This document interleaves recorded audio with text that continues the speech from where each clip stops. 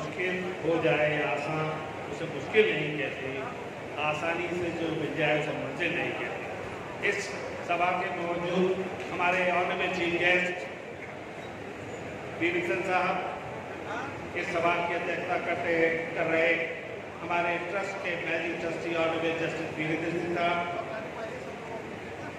इस सभा में मौजूद हमारे मेहमान डॉक्टर और प्रोफेसर रतनलाल साहब, लक्ष्मण यादव जी और प्राणी पेशे के योद्धा हमारे भाई यादव जी, इस सभा को संचालित कर रहे प्रोफेसर राजेंद्र वर्मा साहब, हमारे दोस्त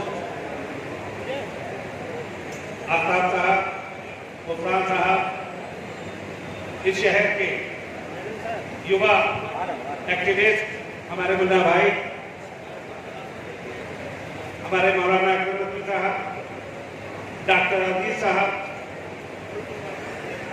चाचा अमीर हैदर साहब और इस सभा में मौजूद हमारी बहन चोपड़ा स्मृति और मेरी बहनों और भाइयों, मुझे बड़ी खुशी है कि मैं आज बैरियर जयंती के दिन आप लोगों के बीच एक ऐसे प्रोग्राम में मौजूद हूँ, एक ऐसी सभा का हिस्सा हूँ जिसमें लोगों ने ये ठानी है कि हिंदुस्तान से पाखंडवाद को मिटाना है और हिंदुस्तान को हमें उस तरफ पे ले जाना है जहाँ हमारे बीच का अल्टीमेट टेम्पर होगा, हम दुनिया में तरक्की करेंगे और दुनिया की तरक्की का जो फल होगा वो हमारे गरीब, दलित, पिछड़े और अपाहिजों को मिलेगा।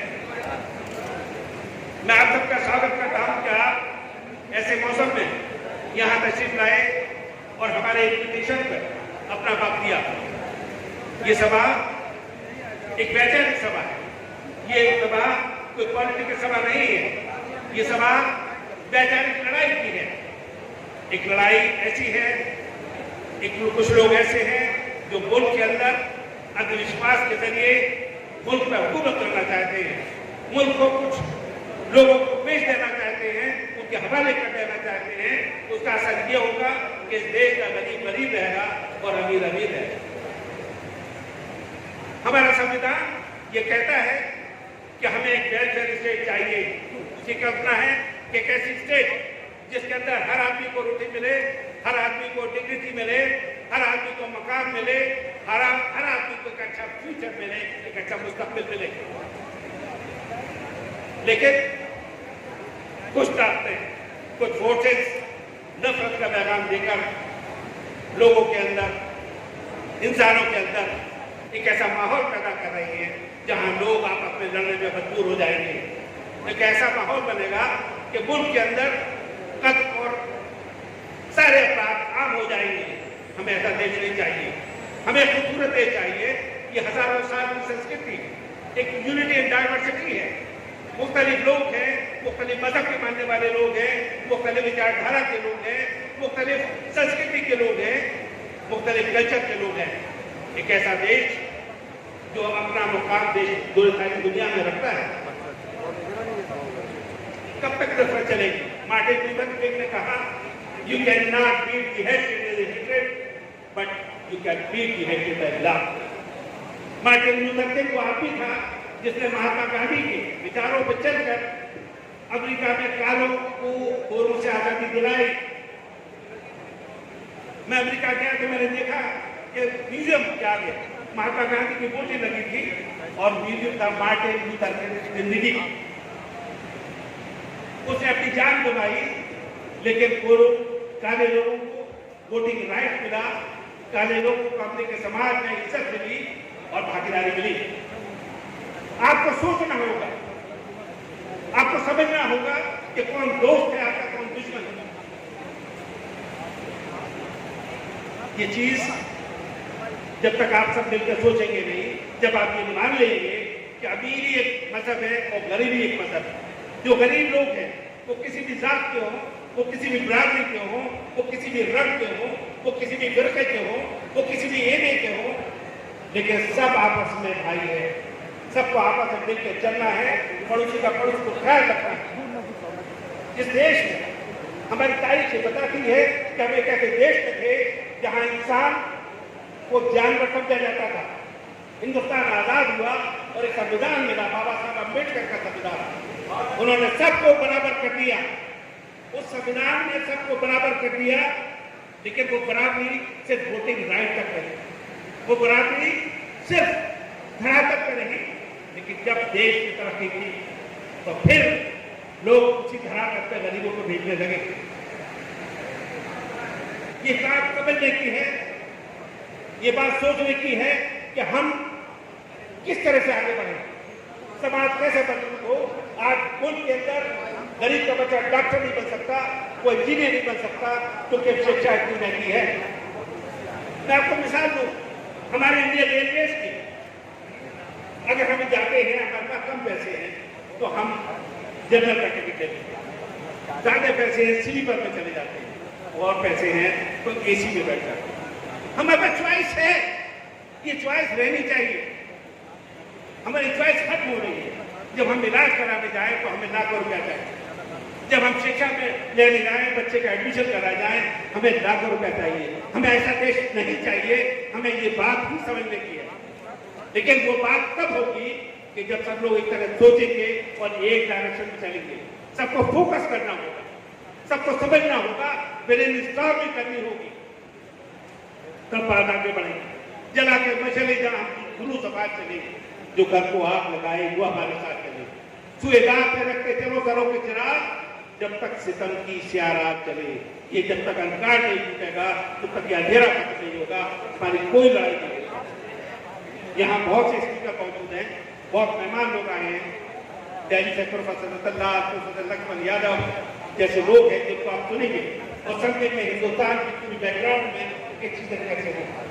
मैं इसी कड़ी में अपने प्रोफेसर वर्मा से दरखास्त करूंगा कि हमारे चीफ गेस्ट का स्वागत कुछ चार आकर किया जाए। मैं अपने सेक्रेटरी मिस्टर महेंद्र यादव से कहूँगा कि वहाँ उनको और हमारे ऑनरेबल जस्टिस वीरेंद्र साहब उनको चार उड़ाकर उनका स्वागत करेंगे। आप प्लीज लाइए साहब, उनको उड़ाइए ताकि इतनी दूर से वो आए हैं, इतनी फ्लाइट लेके आए हैं, तकलीफ से आए हैं और बहुत दर्द है उसके अंदर। सुप्रीम कोर्ट के अंदर हमारे चीफ गेस्ट में मुकदमा रहा और आपका बैकवर्ड रिजर्वेशन बचा, मतलब ये रिजर्वेशन खत्म कराना चाहिए। बहुत आपत्ति है रिजर्वेशन, आप सब आइएगा, स्वागत करें, तो कार्य बन जाएंगे। और मुझे उम्मीद है कि यहाँ मिलकर एक नया रंग का जलाई की तरफ हमको उजागर करेगा। मैं बेहतर जानकर कहूँगा कि हमारे मेहमान लक्ष्मण यादव और रतनलाल जी को भी शाल लगाकर उनका स्वागत करें, सम्मान करें।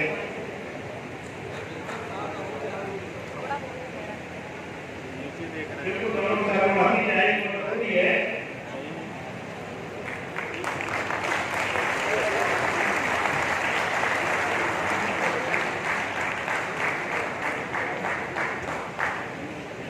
हमारे बीच यहाँ छोटा स्थिति है जो लोगों के सभा को जिक्र करने बहुत बड़ी एक्सपीरियंस है। मैं चाहूँगा कि उनके साथ को लाकर उनका स्वागत करें और हमारे अध्यक्ष को चालू है शोभना जी मंच चाहें, उनकी स्वागत है। इसी कड़ी में मैं कहूँगा हमारे अध्यक्ष जी ग्रुप से पेश करके करें।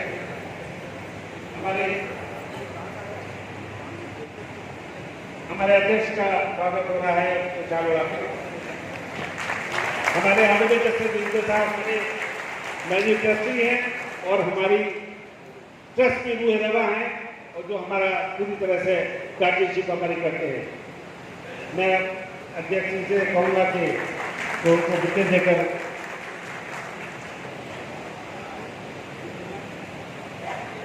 मेहता जी हमारे चीफ गेस्ट को विषय दिया जाए। वैसे वर्मा साहब आप हमारे चीफ गेस्ट को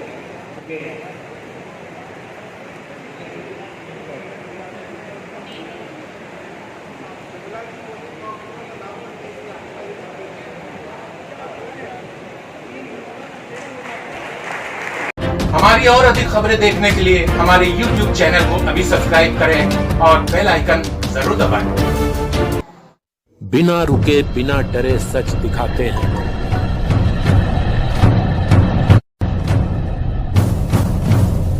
सच का जज्बा लिए आगे बढ़ते हैं हम।